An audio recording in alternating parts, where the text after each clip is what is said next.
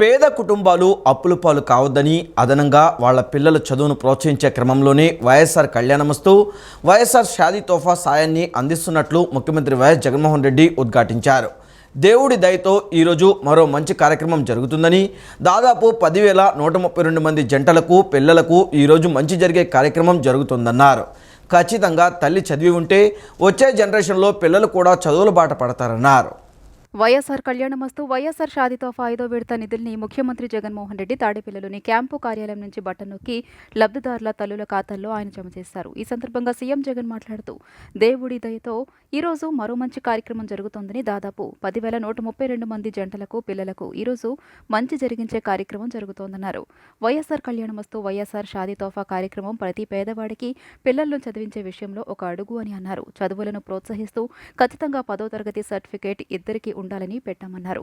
దీనివల్ల ఖచ్చితంగా ఈ స్కీమ్లో ఎలిజిబిలిటీ రావాలంటే ఖచ్చితంగా చదివించే కార్యక్రమానికి మరింత ప్రోత్సాహం ఇచ్చేలా ఉపయోగపడుతుందని తెలియజేశారు.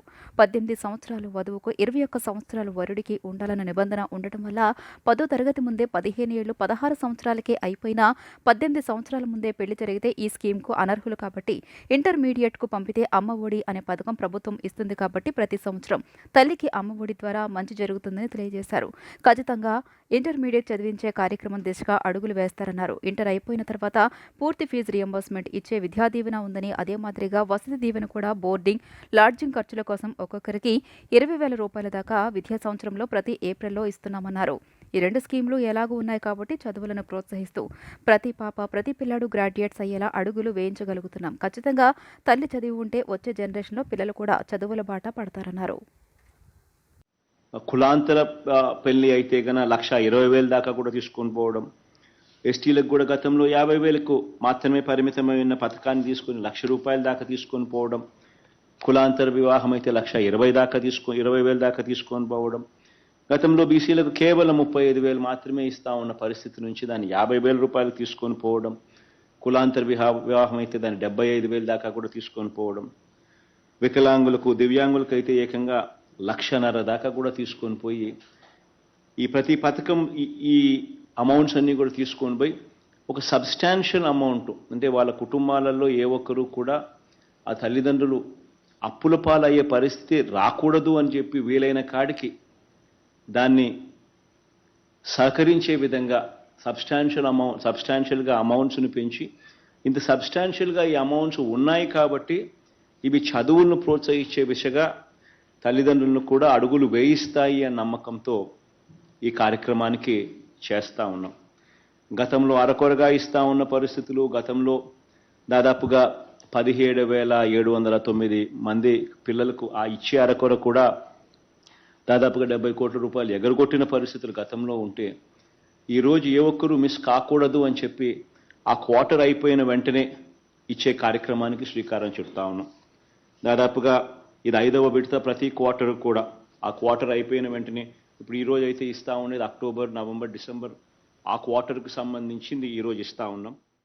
రాష్ట్రంలో 2023-2024 ఆర్థిక సంవత్సరంలో వార్షిక రుణ ప్రణాళిక అమలులో 108% లక్ష్యాన్ని సాధించడం పట్ల రాష్ట్ర ఆర్థిక శాఖ మంత్రి బుగ్గన రాజేంద్రనాథ్ రెడ్డి వివిధ బ్యాంకులను రాష్ట్ర ప్రభుత్వం తరపున ప్రత్యేకంగా అభినందించారు. కౌలు రైతులకు పెద్ద ఎత్తున రుణాలు అందించి ఆదుకోవాలనేదే ఈ ప్రభుత్వ అత్యంత ప్రాధాన్యత అంశమని, కావున కౌలు రైతులకు రుణాలు అందించడంలో వివిధ బ్యాంకులు పూర్తి స్థాయిలో సహకరించాలని విజ్ఞప్తి చేశారు. రాష్ట్ర సచివాలయంలో మంత్రి బుగ్గన రాజేంద్రనాథ్ అధ్యక్షతన 226వ రాష్ట్ర స్థాయి బ్యాంకర్ల కమిటీ సమావేశం నిన్న జరిగింది. ఈ సమావేశంలో ప్రధానంగా గత సమావేశ యాక్షన్ టేకెన్ రిపోర్ట్, డిసెంబర్ 2023 బ్యాంకింగ్కు ఇండికేటర్స్, 2023-24 వార్షిక రుణ ప్రణాళిక సాధించిన ప్రగతి, రాష్ట్ర, కేంద్ర ప్రభుత్వాల ప్రాయోజిత పథకాలు, ఫైనాన్షియల్ ఇన్క్లూజన్, డిజిటల్ జిల్లాలు, కేంద్ర ప్రభుత్వ మరియు ఆర్బీఐ ఆన్ గోయింగ్ ప్రచార కార్యక్రమాలు తదితర అంశాలపై చర్చించారు. ఈ సందర్భంగా మంత్రి బుగ్గన రాజేంద్రనాథ్ మాట్లాడుతూ, కౌలు రైతులకు పెద్ద ఎత్తున రుణాలు అందించి ఆదుకోవాలనేదే ఈ ప్రభుత్వ అత్యంత ప్రాధాన్యత అంశమని, కావున కౌలు రైతులకు రుణాలు అందించడంలో వివిధ బ్యాంకులు పూర్తి స్థాయిలో సహకరించాలని విజ్ఞప్తి చేశారు. అదేవిధంగా పాడి పరిశ్రమాభివృద్ధికి కూడా ప్రభుత్వం అత్యంత ప్రాధాన్యతను ఇస్తోందని, కావున ఈ రంగంలో కూడా తగిన రుణాలు అందించాలని విజ్ఞప్తి చేశారు. ముఖ్యంగా 3-4 జిల్లాల్లో డైరీ రంగం అభివృద్ధికి ఎక్కువ అవకాశాలున్నాయని, ఆయా జిల్లాలపై ప్రత్యేక దృష్టి పెట్టి డైరీ రంగం అభివృద్ధికి హితోధిక సాయం చేయాలని ఆర్థిక మంత్రి బుగ్గన రాజేంద్రనాథ్ బ్యాంకర్లకు సూచించారు. రాష్ట్రంలో కోళ్ల పెంపకం, మత్స్య పరిశ్రమ రంగాలు అభివృద్ధికి ఎక్కువ అవకాశాలు ఉన్నాయని, ఈ రెండు రంగాల్లోనూ రైతులకు అన్ని విధాలా తగిన రుణ సహాయం అందించి ప్రోత్సహించేందుకు బ్యాంకులు తమ వంతు కృషి చేయాలని మంత్రి రాజేంద్రనాథ్ విజ్ఞప్తి చేశారు. ఏపీ టిడ్కో కింద జగనన్న నగరాలు నిర్మాణంలో లబ్ధిదారులకు మరింత చేయూతనిచ్చి వేగవంతంగా ఇళ్లు నిర్మించుకునేందుకు తగిన సహాయం అందించాలని కోరారు. ప్రభుత్వ పథకాలు అమల్లో వివిధ ప్రైవేటు బ్యాంకులు కూడా తమ వంతు తోడ్పాటును అందించాలని మంత్రి రాజేంద్రనాథ్ విజ్ఞప్తి చేశారు. రానున్న ఎన్నికలు విజయవంతం కావడానికి ప్రణాళికాబద్ధంగా వ్యవహరించాలని ఎన్టీఆర్ జిల్లా కలెక్టర్ ఢిల్లీరావు అసిస్టెంట్ రిటర్నింగ్ ఆఫీసర్లకు సూచించారు. ఎన్నికల నిర్వహణలో ఆర్ఓ, పీఓల పాత్ర చాలా ముఖ్యమైనదని చెప్పారు. మాస్టర్ ట్రైనర్లు ఇచ్చే శిక్షణను సద్వినియోగం చేసుకోవాలని, ప్రణాళికాబద్ధంగా ఎన్నికల ప్రక్రియను నిర్వహించి విజయవంతం చేయాలని సూచించారు. విజయవాడ మారిస్టెల్లా కాలేజ్లో తూర్పుగోదావరి, గుంటూరు, బాపట్ల, పల్నాడు, కృష్ణా, ఏలూరు, ఎన్టీఆర్, ప్రకాశం జిల్లాల అసిస్టెంట్ రిటర్నింగ్ అధికారులకు 5 రోజుల శిక్షణా కార్యక్రమం నిన్న ప్రారంభమైంది. జాతీయ స్థాయి మాస్టర్ ట్రైనర్లు కుముద్ కుమార్ చూ, జిఆర్ హరిశిల్పులు, ఎన్టీఆర్ జిల్లా joint collector P Sampath Kumar, deputy CEO S Mallibabu, RDO B H Bhavanishankar తదితరులు పాల్గొన్నారు. సమావేశంలో కలెక్టర్ మాట్లాడుతూ ఎన్నికల నిర్వహణలో ఆర్ఓ, పీఓల పాత్ర చాలా ముఖ్యమైందని చెప్పారు. మాస్టర్ ట్రైనర్లు ఇచ్చే శిక్షణను సద్వినియోగం చేసుకోవాలని, ప్రణాళికాబద్ధంగా ఎన్నికల ప్రక్రియను నిర్వహించి విజయవంతం చేయాలని సూచించారు. ఈ నెల 12 నుంచి 16వ తేదీ వరకు 118 మందికి శిక్షణ ఇచ్చారని, ప్రస్తుతం ఈ 5 రోజుల శిక్షణా కార్యక్రమంలో 124 మంది ఏఆర్ఓలకు శిక్షణ ఇస్తున్నామని తెలిపారు. ఎన్నికలలో అనుసరించాల్సిన విధి విధానాలపై ఆయన పలు సూచనలు చేశారు.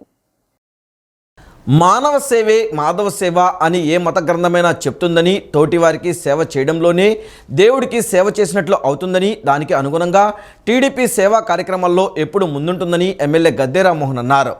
అన్న నందమూరి తారక రామారావు, చంద్రబాబు, లోకేష్ ఇదే ఆశయంతో ముందుకు వెళ్తూ పార్టీ తరపున సేవా కార్యక్రమాలు చేయడమే కాకుండా ప్రతి నాయకుడు సేవా మార్గంలో వెళ్లేలా మార్గదర్శకం చేస్తుందని చెప్పారు.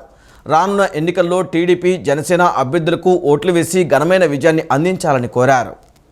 విజయవాడ తూర్పు నియోజకవర్గం క్రీస్తురాజపురంలో కేశినేని ఫౌండేషన్ ఆధ్వర్యంలో ఉచిత మెగా వైద్య శిబిరాన్ని నిర్వహించారు. ఈ శిబిరాన్ని MLA Gadde Rammohan, Kesineni foundation chairman, TDP నేత కేశినేని శివనాథ్ చిన్ని ప్రారంభించారు. ఎన్టీఆర్ విగ్రహానికి పూలమాలలు వేసి నివాళులు అర్పించారు. శిబిరంలో పరీక్షలు చేయించుకున్న వారికి ఉచితంగా మందులు పంపిణీ చేశారు. ఈ సందర్భంగా ఎమ్మెల్యే గద్దె రామ్మోహన్ మాట్లాడుతూ ఎంతో ఖరీదైన వైద్య పరీక్షలను శిబిరంలో ఉచితంగా చేస్తున్నట్లు తెలియజేశారు.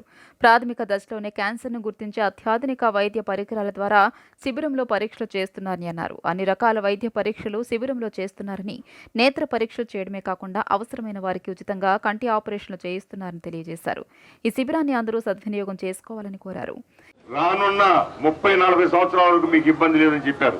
అదే పరీక్షలో కేసీఆర్ చిన్ని గారు అక్కడ ఏర్పాటు చేయకపోతే వాళ్ళ పరీక్షలు చేయించుకునే అవకాశం లేదు, చేయించుకోవాలనే ఆలోచన కూడా రాదు వాళ్ళకి. వాళ్ళ ఒక 10 మంది పై దాకా కూడా జీవితం ఇచ్చారంటే అది ఆ మెగా క్యాంప్ యొక్క పుణ్యం. ఆ పుణ్యం కట్టుకున్న వ్యక్తి కేసీఆర్ చిన్ని గారు మన పార్లమెంటరీ నియోజకవర్గానికి అభ్యర్థి కాబోతున్న కేసీఆర్ చిన్ని గారు. అందువల్ల మన విజయవాడ తూర్పు నియోజకవర్గం తరఫున మనస్ఫూర్తిగా వారికి, మీ అందరి తరఫున పేరు పేరున కేసీఆర్ చిన్ని గారికి మనస్ఫూర్తిగా నా యొక్క కృతజ్ఞతలు. అలాంటి సేవ చేసే భాగ్యం, ఆ శక్తి రావటం అదృష్టంగా భావించే వారికి కృతజ్ఞతలు తెలియజేస్తున్నాను. ఈ క్యాంప్ ప్రతి ఒక్కరు కూడా ఏదో క్యాంప్ అనుకోకుండా ప్రతి ఒక్కటి మీకున్న ప్రతి చిన్నడు అనేకమైన పెద్ద పెద్ద హాస్పిటల్ నుంచి వచ్చారు. గుండె పరీక్షలు చేసేది ఉంది, ఆర్థోపెడిక్ పరీక్షలు చేసేది ఉంది, బీపీ, జ్వరం, అన్నిటికంటే ముఖ్యంగా కళ్ళ శిబిరం. దానిలో మనకి శుక్లాలుంటే ఆపరేషన్ చేయించేది. ఆపరేషన్ మనం బయట చేయించుకోవాలంటే మినిమం తక్కువ డాక్టర్ తీసుకున్నా 30,000 అవుతుంది, పెద్ద డాక్టర్లు అవుతుంది 70,000 అవుతుంది. అలాంటి ఆపరేషన్ చేయించడమే కాకుండా వాళ్ళకి కావాల్సిన కళ్ళజోళ్ళు ఇచ్చే కార్యక్రమం కూడా పెట్టుకున్నారు. కేశినేని శివనాథ్ చిన్ని మాట్లాడుతూ పేద ప్రజలకు సేవలు అందించడం సంతోషంగా ఉందని, నిస్వార్థంగా సేవలు అందిస్తుంటే కొంతమంది అర్థం పర్థం లేని వ్యాఖ్యలు చేస్తున్నారన్నారు. విజయవాడ పార్లమెంట్ అభివృద్ధిపై కేశినేని నాని చంద్రబాబుకు సవాల్ విసరడం సరికాదని, తనతో చర్చకు రావాలని సవాల్ చేశారు. చంద్రబాబుతో చర్చించే స్థాయి కేశినేని నానిది కాదని, కేశినేని స్థాయి మరచి మాట్లాడుతున్నారని అన్నారు. కేశినేని నానికి మతి భ్రమించిందని, దమ్ముంటే కేశినేని నాని తనతో డిబేట్కి రావాలన్నారు. కేశినేని నాని ఓసరవెల్లి అని, విజయవాడ పార్లమెంటు ప్రజలు కేశినేని నానిని అసహ్యించుకుంటున్నారన్నారు.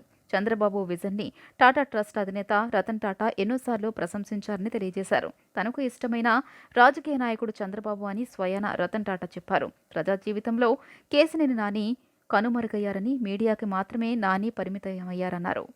హాస్పిటల్ కూడా ఆరోగ్యశ్రీ పేషెంట్స్ని తీసుకోవట్లేదు, ఎందుకంటే వాళ్ళ కమిషన్ ఇవ్వాల్సి వస్తుందని చాలా హాస్పిటల్ రిజెక్ట్ చేస్తున్నాయి. కాబట్టి వాళ్ళ బేసిక్ సౌకర్యమైన ఆరోగ్యం మీద దృష్టి పెట్టట్లేదు. కాబట్టి మేమందరం కలిసికట్టుగా ఇవాళ క్యాంపును ఏర్పాటు చేయగలిగింది. ఇది దిగ్విజయం జరగబోతుంది. నేను ఒకటే కోరుతున్నా, ప్రజలందరూ గమనించండి. 2014-19 విజయవాడ ఎట్లా ఉంది, 19 నుంచి 23 వరకు విజయవాడ ఎట్లా ఉంది, మీ వసతులు ఎట్లా ఉన్నాయి, అంతేకాకుండా మీ ఆరోగ్యం, అంతేకాకుండా ఒక అన్నా క్యాంటీన్లు, ఇటువంటి ఎన్నో ధ్వంసకమైన కార్యక్రమాలు చేశారు. కాబట్టి ఎవరైతే మంచి నాయకులు ప్రజల దగ్గర ఉంటారో చిన్న చిన్న తాత్కాలిక ఉపశమనాలకు పోవద్దు. ఏ కుల మతాలకు అతీతంగా మన క్షేమం కోరే చంద్రబాబు నాయుడు గారు, పవన్ కళ్యాణ్ గారి ఉమ్మడి నాయకత్వాన్ని గెలిపించుకుని మళ్ళీ 2.5 నెలల్లో ప్రజాప్రభుత్వం రాబోతుంది. మన సమస్యలన్నీ వారి ద్వారా తీర్చుకుందామని తెలియజేసుకుంటూ అందరికీ పేరు పేరున ధన్యవాదాలు. ఏపీలో పేద ప్రజలకు సుపరిపాలన అందించేందుకు వైఎస్ జగన్మోహన్ రెడ్డి సీఎంగా ప్రస్తుతమే కాకుండా శాశ్వతంగా ఉంటారని, చంద్రబాబు జీవితాంతం ఎక్స్ సీఎంగానే ఉంటాడని గుడివాడ ఎమ్మెల్యే కొడాలి నాని అన్నారు. సంక్షేమ అభివృద్ధిని ప్రజానికానికి నిర్విరామంగా అందించిన జగన్పై ఛాలెంజ్ చేసే హక్కు బాబుకు లేదన్నారు. సిఫార్సు చేస్తేనో, బ్రోకర్ పనులు పైరవీలు చేస్తేనో డబ్బుందనో వైఎస్ఆర్సీపీలో జగన్ సీట్లు ఇవ్వరని స్పష్టం చేశారు. దమ్ముంటే సీఎం జగన్లా బాబు బీసీ, ఎస్సీ, ఎస్టీలకు సీట్లు ఇవ్వాలన్నారు. కృష్ణా జిల్లా డోకిపొరలో సోమవారం వివిధ అభివృద్ధి కార్యక్రమాల్లో పాల్గొనేందుకు వచ్చిన మాజీ మంత్రి కొడాలి నాని మీడియాతో మాట్లాడారు. కిరణ్ కుమార్ రెడ్డి వంటి మాజీ ముఖ్యమంత్రులపైనే ఎక్స్ సీఎం బాబు ఛాలెంజ్లు చేసుకోవాలని హితవు పలికారు. తెల్ల రేషన్ కార్డు ఉన్న వ్యక్తులకు జగన్ సీటు ఇచ్చారని గుర్తు చేశారు. వినేవాళ్లు తెలుగు తమ్ముళ్లు అయితే చెప్పేవాడు చంద్రబాబు చెలరేగిపోతాడని, వాటిని ఎల్లో బాబుల మీడియా కథనాలుగా ప్రసారం చేస్తుందని ఎద్దేవా చేశారు. ఆ కుట్రలు కుతంత్రాల్లో భాగంగానే తనకు వంశీకి సీటు లేదన్న అసత్య ప్రచారాలు చేస్తున్నారని మండిపడ్డారు. టీడీపీలో అయితే వారి మీడియా ఛానళ్లే అభ్యర్థుల లిస్టులు ప్రకటిస్తున్నాయన్నారు. ఎవరు ఎక్కడ పోటీ చేయాలో తమకు సీఎం జగనే చెబుతారని, పౌడర్ డబ్బాగాళ్లు కాదన్నారు.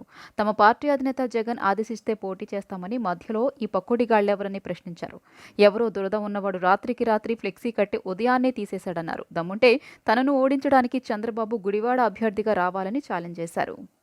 ఆ ఏపీఎన్, TV5, ఈటీవీ, ఆ పౌడర్ డబ్బా ఛానల్లో వీళ్ళు నలుగురే కదా. వాళ్ళు విలేకరులు వచ్చారు కాబట్టి కొట్టు వదిలేశారు. అంతమందిలోకి రావచ్చా? మేము బ్యాన్ చేసాం. ఎందుకు రావటం, ఎందుకు బ్యాన్ చేసాం, ఎందుకు వచ్చి తన్నులు తింటాం? అంతమంది మాపు జనంలో ఎవడెవరిని కొడతాడు అని తెలుస్తుందా? ఎవడన్నా ఆపగలరా? ఎవరన్నా కంట్రోల్ చేయగలరా? ఇప్పుడు మేము కొట్టమని చెప్పు, మాపు జనంలోకి వస్తే ఊరుకుంటారా? అదే రాధాకృష్ణ, రామోజీరావు, బిఆర్ నాయుడు, ఆ పౌడర్ డబ్బాగాడు వస్తే ఏమయ్యేది? కీలు ఏలుకి ఏలు తీసేవారు, తర్వాత మమ్మల్ని అనేవారు.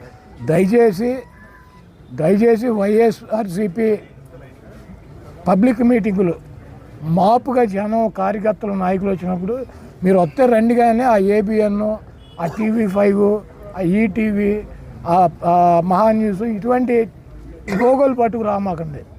ఎందుకంటే ఆపలేము కదా. పబ్లిక్లోకి వచ్చినప్పుడు 10 లక్షల మందిలోకి వచ్చినప్పుడు రకరకాల వాళ్ళు ఉంటారు. వచ్చేసి ఛానల్ పట్టుకుని రోజు తెల్లారు లేచిన కానీ జగన్మోహన్ రెడ్డి గారిని బండబూతులు తిట్టే నా కొడుకులు చూస్తే ఊరుకుంటారు కార్యకర్త. కొండపావులూరులో జగనన్న ఇళ్ల నిర్మాణ పనులు సిపిఐ నగర కార్యదర్శి కోటేశ్వరరావు పార్టీ నాయకులతో కలిసి పరిశీలించారు. ఈ సందర్భంగా ఆయన మాట్లాడుతూ సార్వత్రిక ఎన్నికల ముందు ప్రభుత్వం ఇళ్ల రిజిస్ట్రేషన్లో డ్రామా ఆడుతుందని, ప్రచార ఆర్భాటమే తప్ప ఇళ్ల నిర్మాణాలు పూర్తి కాలేదని తెలిపారు. నాణ్యత లేని ఐరన్, సిమెంట్, కంకర, ఇసుకలతో నిర్మాణాలు చేశారన్నారు. పునాదులు లేకుండా భూమి అంచునే నిర్మాణాలు చేశారన్నారు. ఇళ్ల నిర్మాణానికి కనీసం 5 లక్షలైనా మంజూరు చేయాలని కోరారు. నిర్మాణాలు ఇంకా పూర్తయ్యేది ఎన్నటికని ప్రశ్నించారు. ఈ ప్రభుత్వం యొక్క పని విధానానికి అద్దం పడుతుంది. ఈ జగన్మోహన్ రెడ్డి ప్రభుత్వానికి ఈ రోడ్డు, ఇక్కడ ఉన్నటువంటి మౌలిక సదుపాయాలు అనేటటువంటిది సిపిగా చెప్తా ఉన్నాం. ఖచ్చితంగా ఇమీడియట్ గా మీరు ఇల్లు నిర్మాణాలు కాగితాలు కాదు కావాల్సింది, కట్టించినటువంటి ఇళ్లలో గృహప్రవేశాలు చేపిస్తేనే మీ ప్రభుత్వం ఏ పని విధానం, మీ ప్రభుత్వం చేసినటువంటి పని క్లియర్ గా అక్కడ కనబడుతుంది తప్ప నువ్వు ఒక వైపున పట్టాలు ఇచ్చాము, రిజిస్ట్రేషన్ చేస్తాము అని అంటే ఏ ఒక్కరికి కూడా కడుపు నిండదు. పేదవాడి సొంత ఇంటి కళని నెరవేర్చేటటువంటి దానికోసం ప్రభుత్వం పూనుకోవాలని చెప్పి తక్షణమే నిర్మాణాలు పూర్తి చేసి ఎవరికైతే ఇల్లు ఇస్తానన్నావో వారందరికీ కూడా ఇవ్వాలని చెప్పి సిపిఐగా డిమాండ్ చేస్తా ఉన్నాం. ఈ ప్రభుత్వ విధానాన్ని నిరసించి రాబోయేటటువంటి కాలంలో ఎవరైతే లబ్ధిదారులు ఉన్నారో లబ్ధిదారులందరినీ కూడా సమీకరించి పెద్ద ఎత్తున ఇళ్ల నిర్మాణం చేపట్టి వాళ్ళకి అప్పచెప్పేంత వరకు కూడా సిపిఐ పోరాటం చేస్తుందని చెప్పి ఈ సందర్భంగా ప్రభుత్వాన్ని డిమాండ్ చేస్తున్నాం. రాజధాని ఫైల్స్ చిత్రం చూసి జగన్ కళ్ళు తెరవాలని ఎమ్మెల్యే గద్దె రామ్మోహన్ రావు హితవు పలికారు. సీఎం జగన్ రాజధాని అమరావతి మార్పుతో ఎంత తప్పు చేశాడో, రైతుల కష్టాన్ని ఎలా విస్మరించాడో రాజధాని ఫైల్స్లో కంటికి కనపడేటట్టు రూపొందించారన్నారు. ఈ సినిమా చూసిన తర్వాతైనా జగన్కు కనువిప్పు కలగాలని అభిప్రాయపడ్డారు. విజయవాడ బెన్ సర్కిల్ సమీపంలోని ట్రెండ్ సెట్ సినిమా హాల్లో 350 మంది టీడీపీ శ్రేణులతో కలిసి ఎమ్మెల్యే గద్దె రామ్మోహన్ రాజధాని ఫైల్స్ సినిమాను నిన్న చూశారు. ఈ సందర్భంగా ఆయన మాట్లాడుతూ సీఎం జగన్ రాజధాని అమరావతి మార్పుతో ఎంత తప్పు చేశాడో, రైతుల కష్టాన్ని ఎలా విస్మరించాడో రాజధాని ఫైల్స్లో కంటికి కనబడేటట్లు రూపొందించారని, ఈ సినిమా చూసిన తర్వాతైనా జగన్కు కనువిప్పు కలగాలని అభిప్రాయపడ్డారు. రాజధాని నిర్మాణం కోసం 33,000 ఎకరాల భూమిని స్వచ్ఛందంగా ఇచ్చిన అమరావతి రైతుల త్యాగానికి ప్రతిఫలం అందేలా అమరావతి నిర్మాణాలను వేగంగా చేపట్టి సచివాలయం, హైకోర్టు, అసెంబ్లీ భవనాలను నిర్మించారన్నారు. చంద్రబాబు మొదలుపెట్టిన అమరావతి రాజధానితో పాటు పలు అభివృద్ధి కార్యక్రమాలను జగన్ నిర్వీర్యం చేశాడన్నారు. జగన్ నియంతృత్వ ధోరణితో రానున్న రోజుల్లో రాష్ట్ర అభివృద్ధికి ఏ రాష్ట్రంలో భూములు కావాలన్నా ఆంధ్రప్రదేశ్లో జరుగుతున్న పరిస్థితులను బట్టి స్వచ్ఛందంగా భూములు ఇచ్చేందుకు రైతులు భయపడే పరిస్థితులు కల్పించారన్నారు. దేవతలు యాగాలు చేస్తుంటే రాక్షసులు రక్తం చల్లారని చెప్పి మన పురాణాలు చూసామే. అది ఖచ్చితంగా ఇక్కడ ఆంధ్ర రాష్ట్రంలో మన రాజధాని విషయంలో జగన్మోహన్ రెడ్డి ఒక రాక్షసుడి రూపంలాగా వచ్చి రక్తం చల్లిన సందర్భంగా మనం వర్ణించవచ్చు. ఇది చాలా దురదృష్టకరం. ఇవాళ రేపటి రోజున ఈ రాష్ట్రమే కాదు, ఏ రాష్ట్రంలోనూ కాదు, ప్రపంచంలో ఎవరు కూడా ల్యాండ్ పూలింగ్ చేయాలన్నా ఉచితంగా ₹1 తీసుకోకుండా రైతులు ల్యాండ్ ఇచ్చారంటే అలాంటి ఉద్దేశాన్ని గౌరవించి వాళ్ళని సత్కరించాల్సింది పోయి వాళ్ళ రోడ్లకు ఇచ్చి నానా ఇబ్బందులు పెట్టారు. ఆ ఇబ్బందులే ఈ రోజున అమరావతి ఫైల్స్ అనే సినిమాలో చూడబోతా ఉన్నాం. ఇది రేపటి రోజున ఎవరైనా ల్యాండ్ కావాలన్నా కూడా ఆంధ్ర రాష్ట్రంలో జరిగే సంఘటనలు ఉదాహరణగా చెప్పే పరిస్థితి ప్రతి ఒక్క రైతుకి వస్తుంది. అందువలన ఇలాంటి రాక్షసుని పారదోడాల్సిన అవసరం ఉంది. ఇలాంటి సినిమాలు చూసైనా ప్రజలు చైతన్యం అవ్వాల్సిన అవసరం కూడా ఉందని తెలియజేస్తారు. సత్యనారాయణపురంలో అర్ధరాత్రి విగ్రహం ఏర్పాటు విషయమై వివాదం జరిగింది. బీఆర్టీఎస్ జంక్షన్ వద్ద ఛత్రపతి శివాజీ విగ్రహం పెట్టేందుకు వీహెచ్పీ, బీజేపీ శ్రేణులు ఏర్పాట్లు చేశారు. దీంతో పోలీసులు వారిని అడ్డుకున్నారు. రైల్వే స్థలంలో విగ్రహం పెట్టడానికి అనుమతి లేదన్నారు. అయితే ఇది కార్పొరేషన్ స్థలమేనని వీహెచ్పీ నేతలు వాదించారు. ట్రాఫిక్కు ఇబ్బంది లేకున్నా వైసీపీ నాయకులే విగ్రహం ఏర్పాటు చేయకుండా అడ్డుకుంటున్నారని వీహెచ్పీ, బీజేపీ నేతలు ఆగ్రహం వ్యక్తం చేశారు. ఈ క్రమంలో పోలీసులు, వీహెచ్పీ, బీజేపీ శ్రేణుల మధ్య తీవ్ర స్థాయిలో వాగ్వివాదం జరిగింది. దీంతో పోలీసులు అదనపు బలగాలతో బీజేపీ నాయకులను అక్కడి నుంచి బలవంతంగా పంపేశారు. దీంతో పరిస్థితి సద్దుమణిగింది. కేంద్రం తీసుకొచ్చిన నూతన జాతీయ విద్యా విధానం రద్దు చేయాలని ఏఐఎస్ఎఫ్ రాష్ట్ర అధ్యక్షుడు జాన్సన్ బాబు, రాష్ట్ర కోశాధికారి ఎం సాయికుమార్ డిమాండ్ చేశారు. దాసరి భవన్లో నిన్న నిర్వహించిన విలేకరుల సమావేశంలో వారు మాట్లాడుతూ కేంద్రం చెప్పినట్టుగా రాష్ట్ర ప్రభుత్వం ఆడుతుందని, కేంద్రానికి బానిసగా వ్యవహరిస్తుందని మండిపడ్డారు. విద్యా దీవెన, వసతి దీవెన బకాయిలు విడుదల చేయాలని, డిగ్రీ, పీజీ ఆన్లైన్ ప్రవేశాల ప్రక్రియ రద్దు చేసి నేరుగా ప్రవేశాలు కల్పించాలని డిమాండ్ చేశారు. జీవో నెంబర్ 107, 108లను రద్దు చేయాలని కోరారు. ఏఐఎస్ఎఫ్ నగర నాయకులు రంజిత్, బి సుధీర్ తదితరులు పాల్గొన్నారు. మొన్నటికి మొన్న 6100 డిఎస్సి నోటిఫికేషన్ విడుదల చేశాడు. అట్లా కాకుండా నువ్వు ఇచ్చినటువంటి మాట ఏదైతే ఉందో, మరి మాట ఇస్తే మడమ తిప్పను, మాట మార్చనని చెప్పినటువంటి నువ్వు ఈ పొద్దు మరి డిఎస్సి ఆ రోజు నేను అధికారంలోకి వచ్చిన వెంటనే నేను 23,000 పోస్టులని భర్తీ చేస్తానని చెప్పి ఈ పొద్దు 6,100 సంబంధించి నోటిఫికేషన్ ఇవ్వడం సరైనటువంటి పద్ధతి కాదు. నిరుద్యోగులను ఇవల్ల ముంచేసినటువంటి పరిస్థితి చూస్తూ ఉన్నాం. చాలా ఇబ్బందికరంగా నిరుద్యోగులంతా కూడా పక్క రాష్ట్రాలకు వలసలు పోతా ఉన్నారు.